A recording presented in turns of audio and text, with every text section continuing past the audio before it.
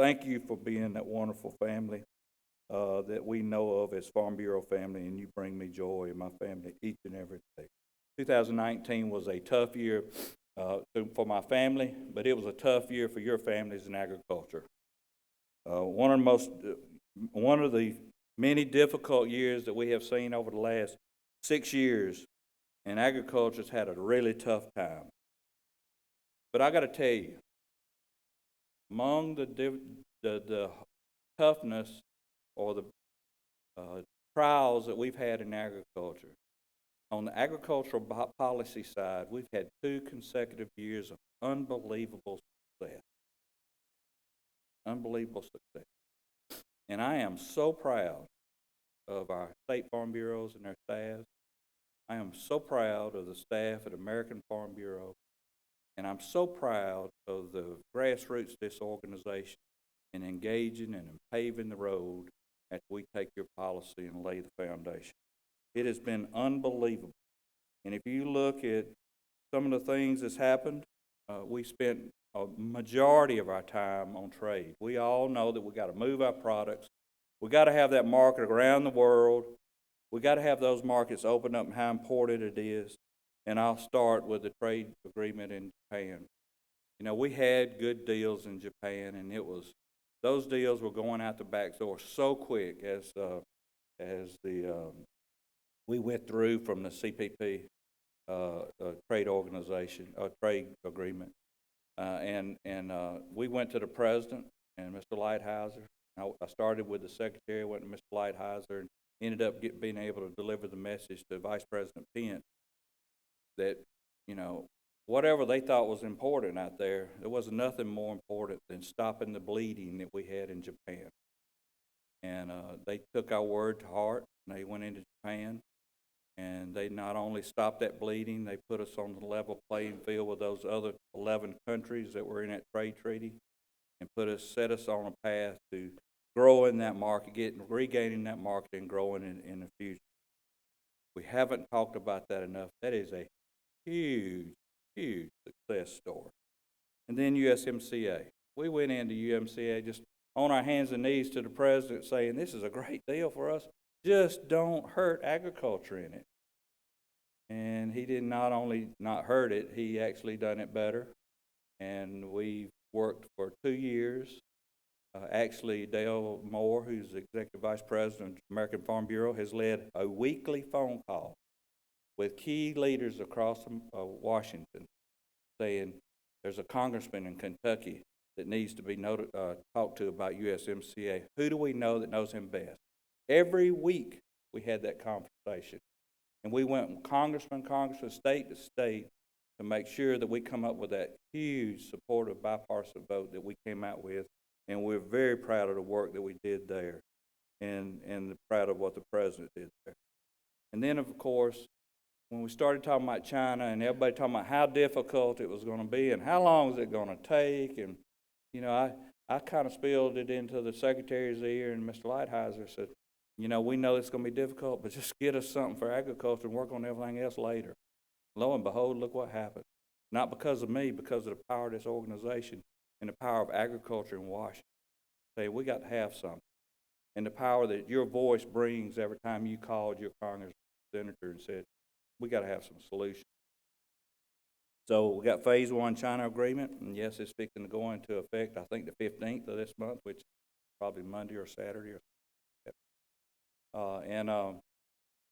We're all concerned about the phrase in there. It says there is a natural disaster or natural event that could happen that could interfere with the obligations that China has and what the virus might do to affect that. We're all very concerned about that. Hey guys, you know, Lord's controlling that. We ain't got no control over it. I mean, the deal's in place. But the thing I want to talk about these trade treaties is the things that you never hear anybody talk about.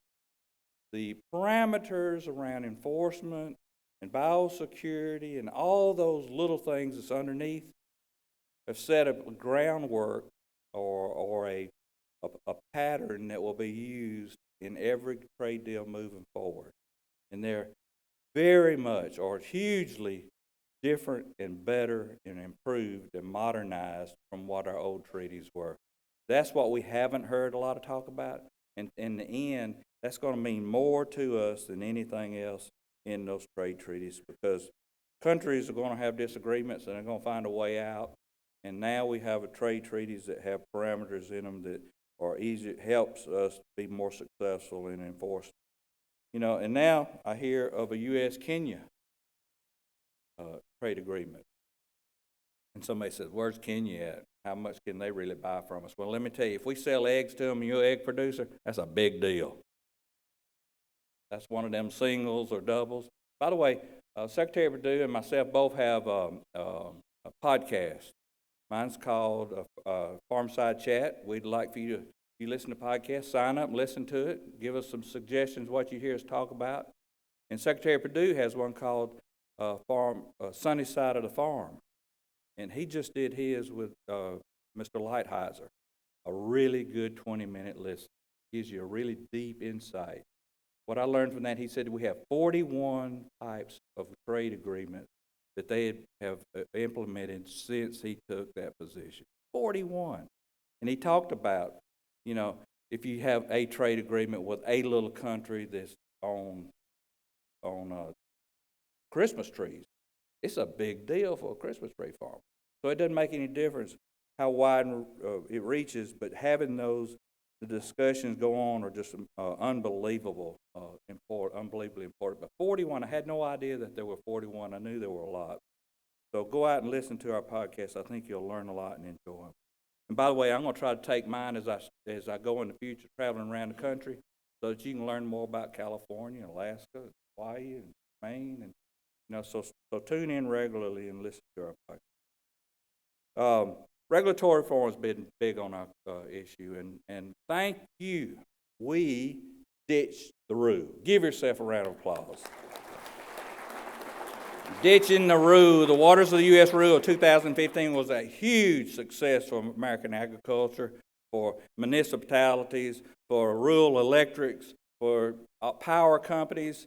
Anybody that was moving dirt, that was a huge success. But agriculture led the way, and our organization led the way with the campaign called Ditch the Rule. And a lot of you know it, heard it, worked with it. It was so powerful that the previous EPA started their own campaign of Ditch the Myth, because they said what we were saying was a myth. Well, they lost out. And in September, I was with Administrator Wheeler. We finally got rid of the 15 ruling, and then two weeks ago, rolled out the new rule, and we've been at the table for 2 years helping them write it. It's not perfect, but it is so much better than what we had. We're pleased with what we come up. But Don that works for us has been on the phone, and our attorney's been on the phone with the EPA, making sure that this one is tight enough that might withstand the legal challenges that are coming down the pipe. Infrastructure is important in the future. Those are successes. Let's talk about what we got to do in the future. Infrastructure. We got to rebuild our infrastructure. Infrastructure in America is the only thing that separates us from the rest of the world in agriculture. They can buy it from us, reasonable, safe, and we can deliver it on time. Brazil can grow 2 crops when we grow 1, but they can't deliver it on time. Their infrastructure is not there. China's there building their infrastructure for them now. They're going to catch up with us, so we best not get behind. Best not get behind infrastructure movement. When we talk about infrastructure, when we talk about infrastructure, you can't talk about infrastructure without talking about how important it is for us to have broadband. There's too many areas in this country that we don't have broadband.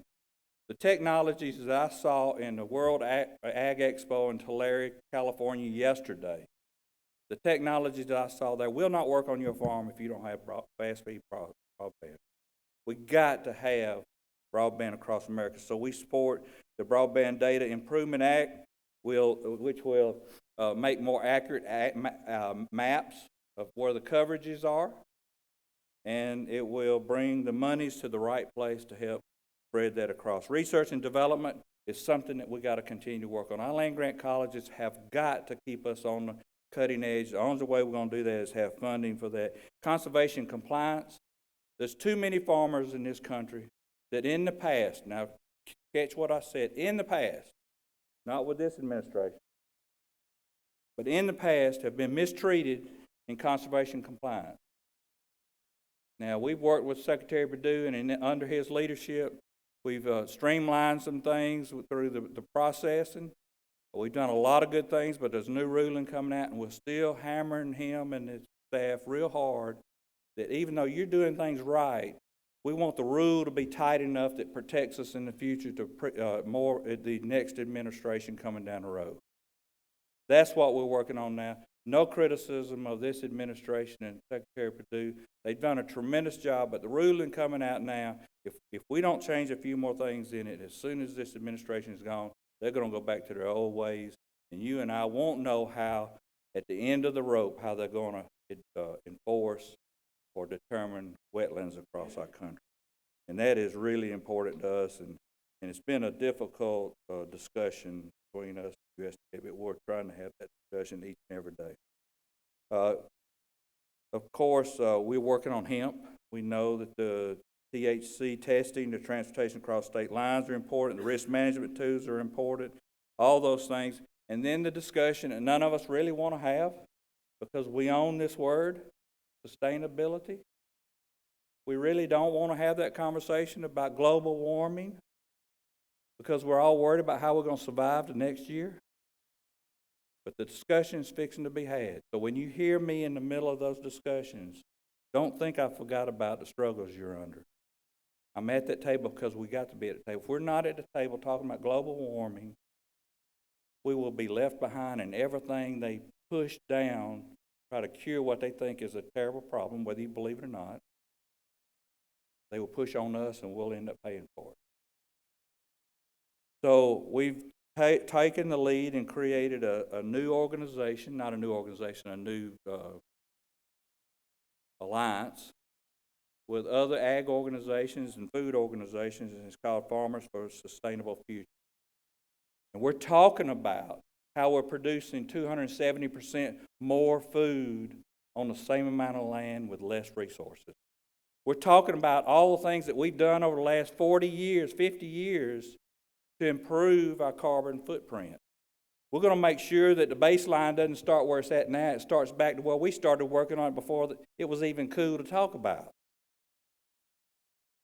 It's our job to make sure that the rest of the country and the people setting these policies know that we are the leader in working against climate change, not the enemy. And we're going to make sure that all America hears that and continues to do that. Next 100 years, we just said, I didn't get a chance to see you at National Convention because I was home with Bonnie and my wife, my family, but what I wanted to say is that there's several areas that I know that we're going to continue to focus on, improve on, and make the next 100 years even better. Unity. We talk a lot about unity, but we have really struggled, especially when I first come here, and I've worked really hard to help people understand the other parts of the country so that we can stay together. Transparency.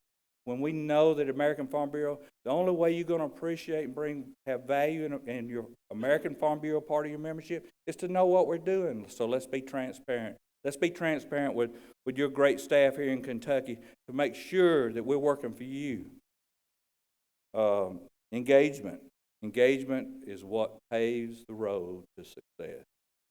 Your policy, your employees here at Kentucky Farm Bureau, employees of American Farm Bureau, lay that groundwork. We lay the foundation for the road. And when you engage, call your congressman, senator, or make a trip to Washington, or get on social media and talk about something good going on in your farm, you're the one that paved that road. The power and strength of this organization is sitting in this room. And then those relationships that Mark referred to. He has great relationships here in the state. Your board of directors, you as farmers in this state, it's my job to make sure that we have those relationships in Washington. And I love that part of my job. And obviously, it's paid great dividends for our organization and our farmers in America, farmers across America. And we're so proud of the relationships we have. So just an example of where we come from and where we're at. Ray Starling from North Carolina got hired by the president to lead his discussions around agriculture at the White House right after he got elected. Ray's not there anymore, but when he was there, Ray called me up and said, Ray, he says, Zippy, he says, have y'all got a website? And I said, sure, we got a website. He said, well, I can't find it here in the White House. And I says, well, I don't know. He called me back and he says, your website was blocked by the previous administration. It took me 2 weeks, and I had to go all the way to the Department of Defense to get your website unblocked. We went from that kind of attitude to having a seat with American Farm Bureau's name on it, and if I can't be there, or Mark can be there, somebody, a vice president, somebody in our organization is sitting in that seat when we talk about agriculture issues. That's how far we come on relationships, and they're so vitally important. I will tell you that in a different administration, Mr. Secretary Vilsack made a comment that stuck to my heart all along. And we talk about military and policemen and fire departments, those people that protect us and keep us free.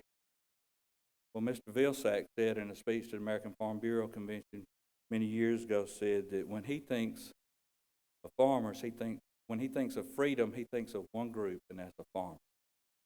And he went on to say the reason he thinks that way is because you and I, as farmers, less than 2% of the population, choose to milk the cows, grow the chickens, plow the fields, grow the corn, and produce the food and fiber and fruit of this great country.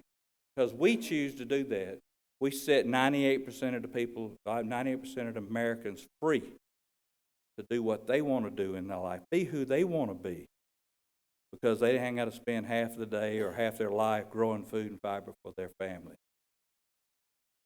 Farmers set the rest of America free to be who they want to be. And I know that farmers and ranchers are diligent, hardworking, and dedicated. And I know that's what's going to always pull us through the low times. It's going to pull us through this low time.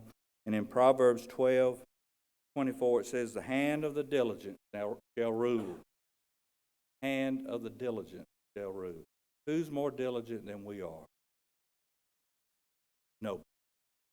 No industry is more diligent than we are. No matter what they throw at us, no matter what Mother Nature hits us with, we are excited every spring to start over again and see what we can accomplish. I know that we will make it through this difficult time, and that we're going to come out this difficult time with unbelievable opportunities because of the work, success that we've had in policy, because of the strength that you bring from our grassroots. And I want to thank you personally. And Mark, I'm going to stop and take some questions, and then I'll have a few closing comments